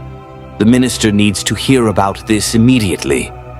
"Oh, he will," Superman said, "because we're all going to testify, publicly, with Veritaserum if necessary. The truth is coming out, Auror Dawlish, whether Fudge likes it or not." The trial of Bellatrix Lestrange and 11 other Death Eaters became the most publicized event in Wizarding Britain's recent history. Cornelius Fudge had tried desperately to suppress it, to claim the Department of Mysteries battle was staged, to discredit the witnesses. But with 24 testimonies, Auror reports, and physical evidence including the captured Death Eaters themselves, denial became impossible. The Wizengamot, the Wizarding High Court, convened in emergency session. Superman attended as a witness, standing before the assembled wizards in his blue suit and red cape, an alien figure in their medieval courtroom. The gallery was packed with reporters, including one blonde woman whose quick quotes quill captured every word for the Daily Prophet. Mr. Kent, the chief warlock, a woman named Amelia Bones who radiated competence, addressed him directly. "You claim to have physically blocked the killing curse. That should be impossible. How do you explain this?" Superman held up his hand. The blackening had faded over the past week, but veins of dark energy still spiderwebbed across his palm. "I'm not from your world. My biology is different. More resistant to physical damage, but vulnerable to magic in ways I'm still learning. The killing curse hurt me badly. If I'd been human, it would have killed me instantly. As it was, I nearly died. But I survived because my cells regenerate faster than human cells, and because I refuse to accept the curse's command." "Convenient," Fudge muttered from his seat, but his voice lacked its usual bluster. The man looked diminished, his political career crumbling around him. "Minister," Amelia said coldly, "do you have actual questions or merely commentary?" Fudge slumped in his chair. The evidence was overwhelming. 12 Death Eaters, all with the dark mark burned into their arms. Testimony from multiple Order members, from students, from Superman himself. Even the department's recording enchantments had captured fragments of the battle, including Bellatrix's clear attempt at murder. The verdict was swift: guilty on all counts. Bellatrix received a life sentence in Azkaban, as did 5 others. The rest received terms ranging from 15 to 30 years. But more importantly, the trial forced the Wizengamot to acknowledge Voldemort's return officially. The Ministry could no longer deny what every witness had confirmed. 3 days later, Cornelius Fudge resigned. Amelia Bones became interim minister, and her first act was to issue a public statement. Lord Voldemort has returned. The war we thought ended 15 years ago has begun again. The Ministry apologizes for its failure to acknowledge this threat sooner. We will do better. We must do better. Superman watched the announcement from Grimmauld Place, surrounded by the Order of the Phoenix. The mood was cautiously optimistic. They'd won a significant victory, public acknowledgement, captured Death Eaters, and a new minister who actually cared about fighting Voldemort rather than maintaining political power. "You did well," Dumbledore said quietly, standing beside Superman at the window. "Though I wish you hadn't risked your life blocking that curse." "I couldn't let Sirius die," Superman replied. "Not when I could prevent it." "A very Gryffindor sentiment," Dumbledore observed with a slight smile. "Tell me, Mr. Kent, now that the war is acknowledged, what will you do? Will you continue fighting alongside us, or will you seek a way home?"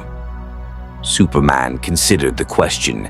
In the weeks since the battle, he'd been investigating dimensional magic with Hermione's help. The Department of Mysteries had resources, theories about the veil and reality traversal. It was possible, not certain, but possible, that he could find a way back to his Earth, back to Metropolis, to Lois, to the Justice League and the life he knew. But that would mean leaving Harry and his friends to face Voldemort without him, leaving a world that needed help, even if it wasn't his world, and Superman had never been good at walking away from people who needed him. "I'll stay," Superman said, "at least until Voldemort is stopped. These kids deserve better than what they've been getting, and maybe I can help make sure they survive what's coming." Dumbledore nodded slowly. "You've already changed much, Mr. Kent. Your presence forced the Ministry to face reality, saved lives that would have been lost, and inspired students to stand up for themselves. But the true war is just beginning. Voldemort will not forgive this defeat. He will come at us with everything he has: Death Eaters, dark creatures, perhaps even foreign allies. And his primary target will be you. You've proven you can resist the killing curse, which makes you perhaps the greatest threat to him in existence." "Let him come," Superman said. "I'm done hiding, done trying to work within corrupt systems. If Voldemort wants a fight, I'll give him one. And when I find him, we'll see whether dark magic trumps a Kryptonian who refuses to quit. Just remember," Dumbledore said gently, "that this is not your world to remake entirely. You can help, guide, protect, but ultimately, Wizarding Society must find its own way forward. You cannot save everyone, Mr. Kent, no matter how much you wish to." Superman knew Dumbledore was right, but knowing and accepting were different things. "I'll do what I can," he said finally. "That's all I've ever done." Across London, in a safe house known only to his inner circle, Voldemort received news of the trial's outcome with cold fury. 12 Death Eaters lost, his return publicly acknowledged, and Superman still alive despite taking a killing curse directly.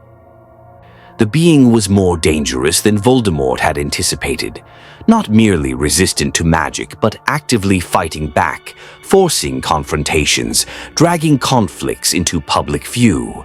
"Severus," Voldemort said to the potions master who knelt before him, "it is time to accelerate our plans. The Ministry now hunts us openly, Superman coordinates with the Order, and Dumbledore's position is strengthened. We cannot afford a prolonged conflict. What would you have me do, my lord? Continue your role as spy. Feed Dumbledore information that serves our purposes, and most importantly, Voldemort's red eyes gleamed with malevolent intelligence. Discover Superman's weaknesses. The killing curse affected him. That means he is not truly invincible. Find what kills him, Severus. Find it, and bring me that knowledge. When I face this dimensional traveler again, I will be prepared. Yes, my lord, Snape said, bowing low before departing. Voldemort turned to his remaining Death Eaters.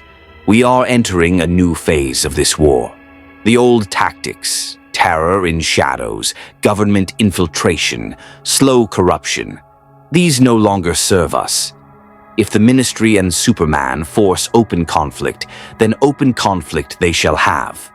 We will strike Hogwarts before term ends. We will demonstrate that neither Dumbledore nor his alien champion can protect the children. And we will show the wizarding world that acknowledging my return changes nothing. I am still the most powerful wizard alive, and I will still have my victory. The Death Eaters bowed, their dark marks burning with renewed purpose. The war had escalated, and Voldemort welcomed it. Let Superman believe his strength made him invincible. Let the Ministry believe their acknowledgement changed the balance of power. When the Dark Lord struck, they would all learn the same lesson. Magic, properly applied, could kill anything, even gods who fell from other worlds. The summer following the Department of Mysteries battle transformed Wizarding Britain. The Daily Prophet, under new editorship, published detailed accounts of Voldemort's return, Death Eater activities, and the Ministry's year-long campaign of denial. Dolores Umbridge was arrested on charges of child abuse and unauthorized use of dark artifacts. The educational decrees were rescinded. Hogwarts would reopen in September under Dumbledore's full authority, with real defense instruction restored. Harry Potter, no longer labeled a liar, found himself celebrated as a hero, a status he accepted with deep discomfort. But more importantly, he found himself prepared. Superman had continued training Dumbledore's army throughout the summer, teaching them tactics, teamwork, and the mental fortitude needed to face dark wizards without flinching. Superman himself had become something of a legend in the wizarding world. Some viewed him as savior, others as dangerous outsider, but none could deny his impact. He'd forced truth into the light, saved lives, and proven that Voldemort could be fought and beaten. But Superman knew the real war was just beginning. Voldemort remained at large, gathering strength, planning revenge. The Dark Lord had tasted defeat and would respond with overwhelming force. The battle at the Department of Mysteries was merely the opening move in a much longer, bloodier conflict. Standing on the roof of Grimmauld Place, watching the sunset paint London's skyline in shades of orange and gold, Superman thought about home, about Metropolis and the Justice League, about Lois and the Daily Planet, about the life he'd been torn from by accident and circumstance. He could keep searching for a way back. Hermione and the Department of Mysteries researchers were making progress on dimensional theory. But every time he considered leaving, he thought of Harry facing Voldemort alone, of Ron and Hermione and all the students who looked to him for protection and guidance, of a magical world finally, painfully, learning to fight for itself against a tyrant who would enslave or destroy it. He couldn't leave. Not yet. Not while people needed him. Penny, for your thoughts. Sirius Black climbed through the window onto the roof, 2 bottles of butterbeer in hand. He offered one to Superman, who accepted with a nod of thanks. Just thinking about what comes next, Superman admitted. Voldemort won't wait long. He'll strike before we're fully prepared. Probably, Sirius agreed, but thanks to you, we're more prepared than we've ever been. The kids are trained, the ministry's finally on our side, and you've proven the Dark Lord can be hurt. That's more hope than we had a year ago. Superman smiled slightly. Hope's important, but it needs to be backed up with strength and willingness to act. You can't hope evil away. You have to stand up to it. Spoken like a true Gryffindor, Sirius clinked his bottle against Superman's. To standing up to evil, then, and to strange allies from impossible places who remind us what fighting for the right thing actually means. They drank in companionable silence as darkness settled over London. Somewhere out there, Voldemort plotted and planned. Somewhere out there, Death Eaters prepared for war. And somewhere out there, students who'd learned to fight were steeling themselves for the battles ahead. The war for Wizarding Britain's future had only just begun. But for the first time in a long time, the side of light had a champion who couldn't be killed, couldn't be corrupted, and absolutely refused to surrender. Superman had entered the Harry Potter universe by accident, but he would defend it by choice. And when Voldemort finally learned that lesson, that some battles couldn't be won through fear and dark magic alone, it would already be too late. The Man of Steel had found a new world to protect, and he would stand between it and darkness for as long as necessary until every child could sleep safely and every family could live without fear, because that's what heroes did, regardless of which world they called home. May the Force be with you. More stories await.